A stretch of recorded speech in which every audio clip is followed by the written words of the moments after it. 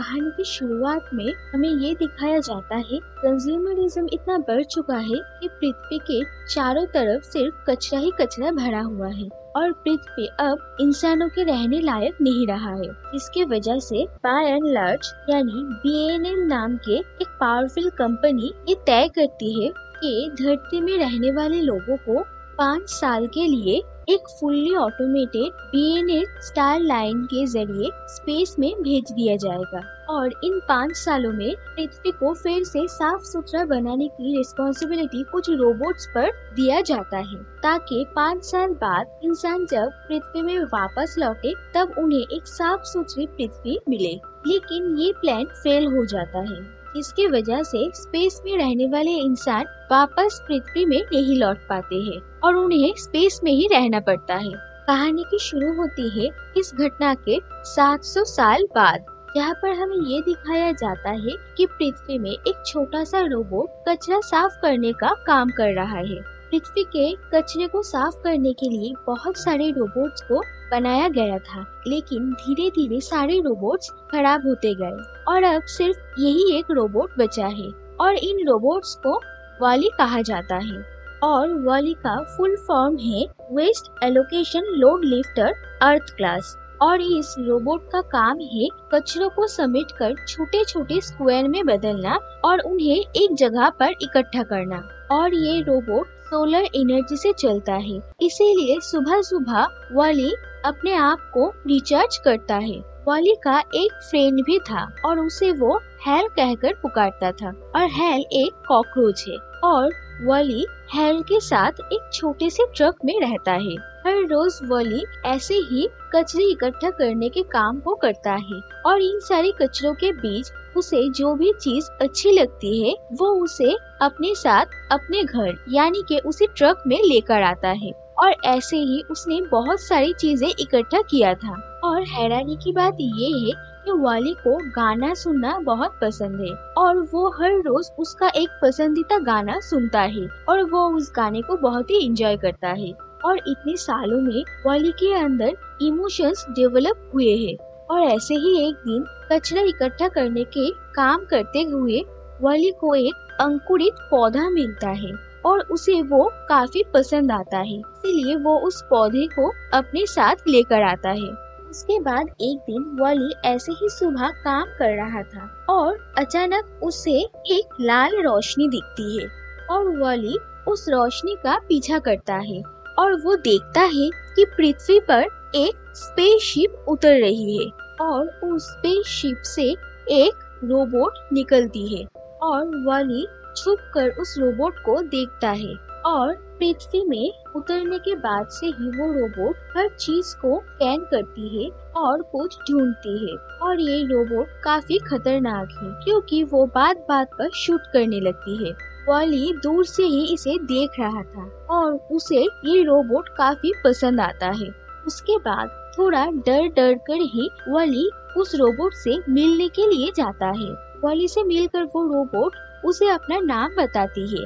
उसका नाम है ईव, लेकिन वाली उसे ईवा कहकर बुलाता है।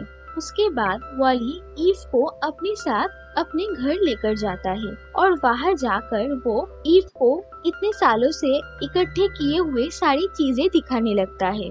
वाली और ईव दोनों अच्छे दोस्त बन जाते हैं। सारी चीजें दिखाते दिखाते वाली ईव को वो अंकुरित पौधा भी दिखाता है और इस पौधे को देखकर ईव इस पौधे को अपने अंदर स्टोर कर लेती है।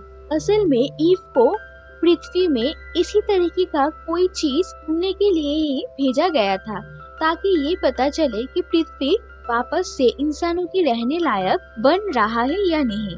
उस पौधे को अपने अंदर स्टोर करने के बाद उसका ऑटोमेटेड सिस्टम ऑन हो जाता है। उसके बाद ईव होमिंग सिग्नल भेजती है, लेकिन तभी उसकी बैटरी लो हो जाती है, जिसकी वजह से ईव डीएक्टिवेट हो जाती है। ये देखकर वाली ईव को ठीक करने की बहुत कोशिश करता है, लेकिन उसकी हर कोशिश नाकाम हो जाती है। लेकिन वाली ईव का बहुत ध्यान रखता है और वो उसके साथ वक्त बिताता है।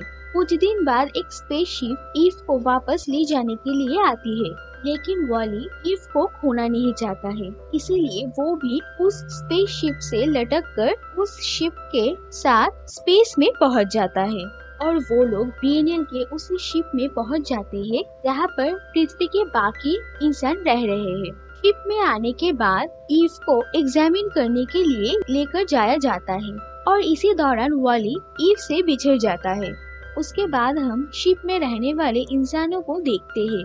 यहाँ पर रहने वाले सारे इंसान कुर्सियों में बैठे रहते हैं और उनका हर काम रोबोट्स करते हैं। कोई फिजिकल एक्टिविटी ना होने की वजह से इंसानों के बॉडी स्ट्रक्चर में बदलाव आ गए हैं।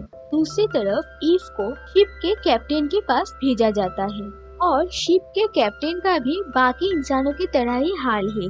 वो भी अपने हर काम के लिए रोबोट पर डिपेंडेंट है और कैप्टन के रोबोटिक स्टीयरिंग व्हील ऑटो इस शिप को उड़ाता है। ईव कैप्टन से मिलकर उन्हें उस पौधे के बारे में बताती है और उन लोगों को पता चलता है कि इस पौधे की मदद से ही स्पेस में रहने वाली सारे इंसान वापस पृथ्वी में जा सकते हैं, क्योंकि पृथ्वी में इस पौधे का मिलने का मतलब ये है कि वहाँ का जमीन अब उपजाऊ होने लगा है और पृथ्वी एक बार फिर से रहने वाली जगह बन सकती है।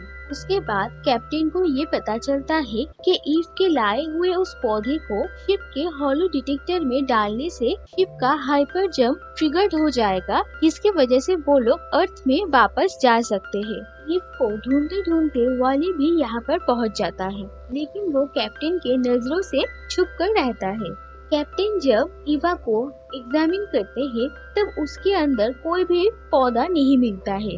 उन लोगों को लगता है कि ईव के अंदर कुछ गड़बड़ है, इसीलिए वो लोग उसे रिपेयर करने के लिए भेज देते हैं। वॉली भी ईव का पीछा करते हुए वहाँ पर पहुँचता है, जिसकी वजह से उसे भी रिपेयर करने के लिए रखा जाता है। तो दूसरी तरफ कैप्टन पृथ्वी के बारे में रिसर्च करते हैं और उन्हें पृथ्वी के बारे में बहुत कुछ पता चलता है और उन्हें ये सारी बातें बहुत ही इंटरेस्टिंग लगती है और अब वो भी पृथ्वी वापस लौटना चाहते हैं।